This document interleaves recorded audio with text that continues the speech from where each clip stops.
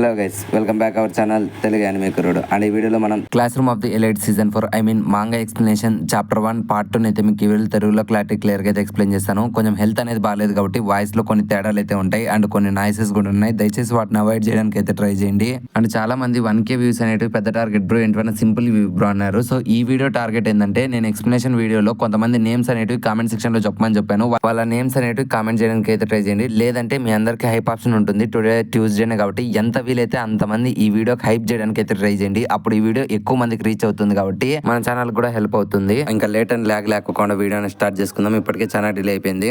Last part ఎక్కడైతే end అయిందో ఈ పార్ట్ అక్కడ నుంచినే స్టార్ట్ అవుతుంది. చెప్పసరి మేడం చెప్పిన మాటలిన మన ఆయన కొంచెం కూడా for the first time shock అవుతామట. ఎందుకంటే తను ఇంతవరకు ఫేస్ చేసిన ఎగ్జామ్స్ అన్ని ఒక ఎత్తు, ఈ స్పెషల్ ఎగ్జామ్ ఒక ఎత్తు. ఒకవేళ నేను కానీ నా ఫుల్ ఫ్లెడ్జ్డ్ గా ఫుల్ మార్క్స్ తెచ్చుకున్నా సరే, నాతో పాటు వచ్చే ఆ పార్ట్నర్ గారు 0 మార్క్స్ తెచ్చుకున్నాను అనుకో, అప్పుడు నేను ఈ స్కూల్ నుంచి ఎక్స్పెల్ అయిపోతాను.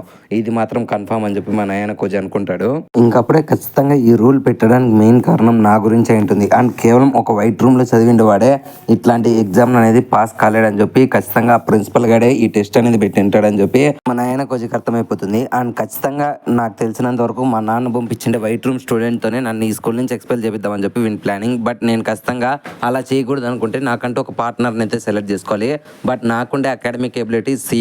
సో నేను నాకు నచ్చిండే స్టూడెంట్ అయితే సెలెక్ట్ చేసుకోలేను. బట్ ఇక్కడ నాకు ఒక అడ్వాంటేజ్ ఉంది. కేవలం నా ర్యాంకింగ్లో ఉన్నట్లే ఒక మంచి స్టూడెంట్ని నేను ఎంపిక్ చేసుకుంటేనే అప్పుడే నేను ఈ టెస్ట్లో నుంచి తప్పించుకోవచ్చు అని చెప్పి మన ఆయన కొంచెం అనుకుంటాడు. అండ్ ఇంకొక సైడ్ మన హొరిగీత అయితే, మేడం ఒకవేళ క్వశ్చన్స్ అనేవి టఫ్గా ఉంటాయి, ఈజీగా ఉంటాయి అనడంతో అప్పుడే చదివారు మేడం కూడా ఇది నాకు కూడా తెలియదు అండ్ నేను కన్ఫామ్గా విషయం చెప్పగలను.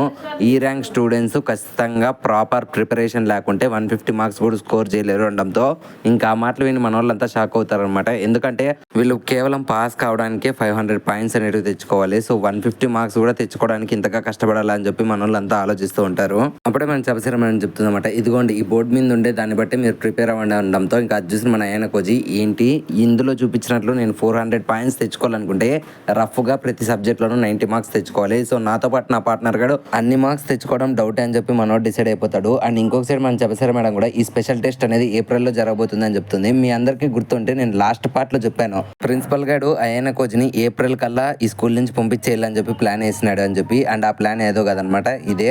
అలా మనం చెప్పసారు మేడం వెళ్ళిపోతుందో లేదో వెంటనే స్టూడెంట్స్ అంతా కూడా వచ్చి మన హినాటగాన్ని, మిత్రమా నా స్కోర్ అనేది ఈ రేటింగ్లో ఉందిరా, నేను ఎలాగైనా సరే నా అకాడమిక్ ఎబిలిటీ పెంచుకోవాలరా, చెప్పు ఏదైనా సజెషన్స్ ఇవ్వు అని చెప్పి వాని మీద పడతాడు. ఇంకా మన ఇనాటగాడు కూడా జస్ట్ కామ్గా ఉంటానరా, నన్ను మాత్రం అడిగితే నేనేం బీకాలి అని చెప్పడంతో అప్పుడే మన హురికిత ఇంకా ఆయన కొంచెం దగ్గరికి వచ్చి, ఓకే ఇప్పుడు మనం దాని గురించి కదా ఆలోచించాల్సినది, రాబోయే టెస్టులో మనతో పాటు పార్ట్నర్గా వచ్చే ఆ ఫస్ట్ ఇయర్ నా కొడుకుని మనం జాగ్రత్తగా చూసుకోవాలని చెప్పి హురికిత అంటుంది. అండ్ అప్పుడే మన ఆయన కొంచెం వీళ్ళకి ఒక ఐడియా ఇస్తామట, మనం ఖచ్చితంగా ఈ ఎగ్జామ్లో మంచి మార్క్స్ స్కోర్ చేయాలంటే తప్పకుండా మనకి ఫస్ట్ ఇయర్లో 1B స్టూడెంట్స్తో జాయిన్ అయితేనే అంతో ఇంతో మనకి ప్లస్ పాయింట్ అనడంతో ఇంకా ఆ మాటలు విన్న వీళ్ళు కూడా అవును కరెక్టే, మనం ఇప్పుడే వెళ్ళి ఫస్ట్ ఇయర్ వాళ్ళతో మాట్లాడదాం పదండి అని చెప్పి వీళ్ళైతే వెళ్తారు. ఇంకప్పుడే మన హినాటా గారు కూడా తన క్లాస్మేట్స్ అందరికీ మీరేం భయపడకండి, లాస్ట్ ఇయర్లో మనం ఎన్నో స్పెషల్ టెస్ట్లు అయితే అనౌన్స్ చేసాం, ప్రతిదీ లైఫ్ అండ్ డెత్ మ్యాటరే. సో ఈ ఇయర్లో కూడా మనం అట్లాంటి ఛాలెంజెస్ ఫేస్ చేయబోతున్నాం, మీరు అస్సలు భయపడకండి అని చెప్పి హినాటా గారు మోటివేషన్ ఇస్తూ ఉంటాడు. పక్కన ఉండే హురికిత కూడా ఏం పర్లేదు, అది ఎటువంటి టెస్ట్ అయినా సరే మనం అంతా కలిసికట్టుగా ఉంటే దాన్ని ఈజీగా ఎదుర్కోగలం. అండ్ ఎట్లాంటి టఫ్ ఎగ్జామ్ అయినా సరే అందరూ కలిసి ఉన్నామంటే దాన్ని ఎఫర్ట్లెస్గా ఈజీగా మనం గెలిచేయచ్చు అనడంతో ఇంకా అందరూ కూడా హురికిత ఇచ్చిన మాటలకి మోటివేషన్తో నీకే గడు అవును హురికిత చెప్పినది కరెక్టే, మనం కలిసికట్టుగా ఉంటే ఏదైనా సాధించచ్చు, ఇప్పుడు మన ప్లాన్ ఏంటి అనడంతో అప్పుడే హినాటగా చెప్తామట, ఓకే ఇప్పుడు మనం ఫస్ట్ ఇయర్ రోల్స్ని కొన్ని క్లబ్స్గా డివైడ్ చేసి అండ్ ఆ క్లబ్స్లో వాళ్ళని మనం జాయిన్ చేపించేసి వాళ్ళతో మనం ఫ్రెండ్షిప్ చేసి మనం వాళ్ళని పార్ట్నర్స్గా చేసుకుందామని చెప్తాడు. సో ఆ విధంగా కొంతమంది సాసర్స్ క్లబ్లోకి వెళ్తే ఇంకొంతమంది సూడోగానికి బాస్కెట్బాల్ బాగొచ్చు కాబట్టి బాస్కెట్బాల్ క్లబ్లోకి అయితే జాయిన్ చేపిమంటాడు.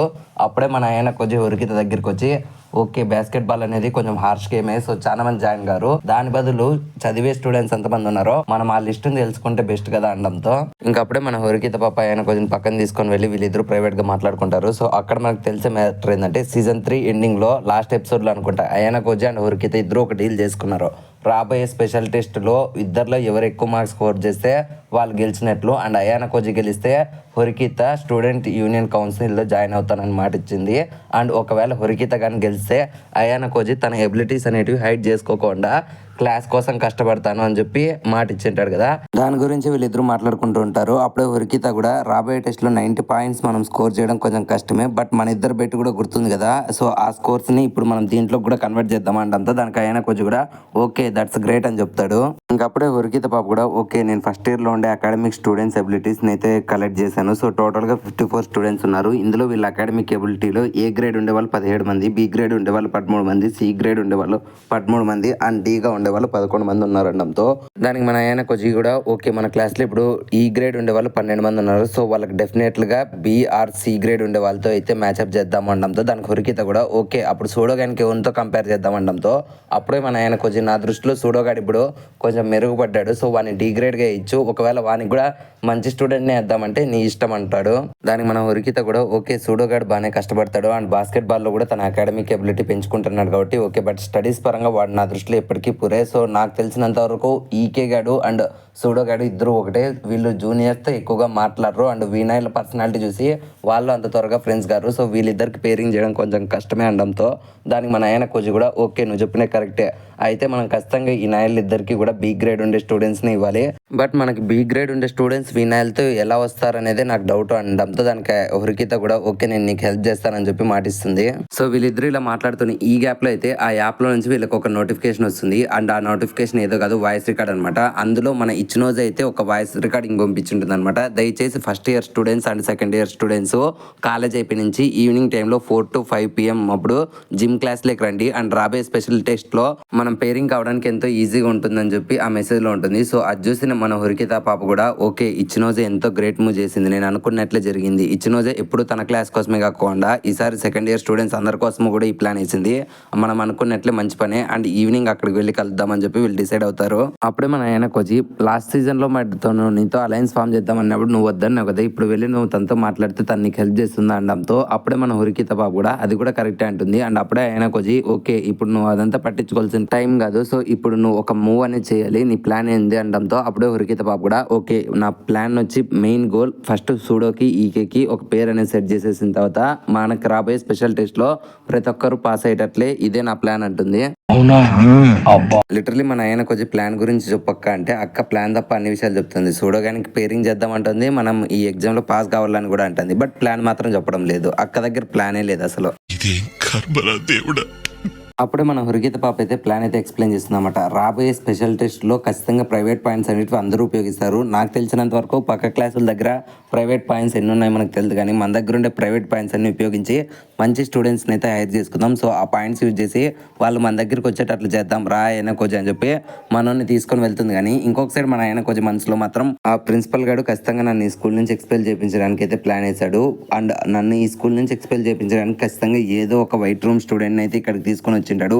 అండ్ ఇక్కడ సమస్య ఏంటంటే అనాయిలు ఫస్ట్ ఇయర్ లో అయితే కలిసిపోయి ఉంటారు అండ్ నేను కనుక్కోవాల్సింది ఎవరా వైట్ రూమ్ స్టూడెంట్ అని చెప్పి మనోడు ఆలోచిస్తూ ఉంటాడు. అండ్ ఈ సీన్ తోనే ఎపిసోడ్ అనేది ఎండ్ అయిపోయింది ఫ్రెండ్స్. అండ్ ఇప్పుడు మీకు లాస్ట్ 2 ఇమేజెస్ లో అయితే చూపించాను కదా, సో వీళ్ళ పేర్లు అనేవి తప్పకుండా కామెంట్ సెక్షన్ లో టైప్ చేయండి. మీ యొక్క సాయశక్తిలో ఉపయోగించి ఎంతమంది కరెక్ట్ చెప్తారో నేను కామెంట్ సెక్షన్ లో చెక్ చేస్తాను.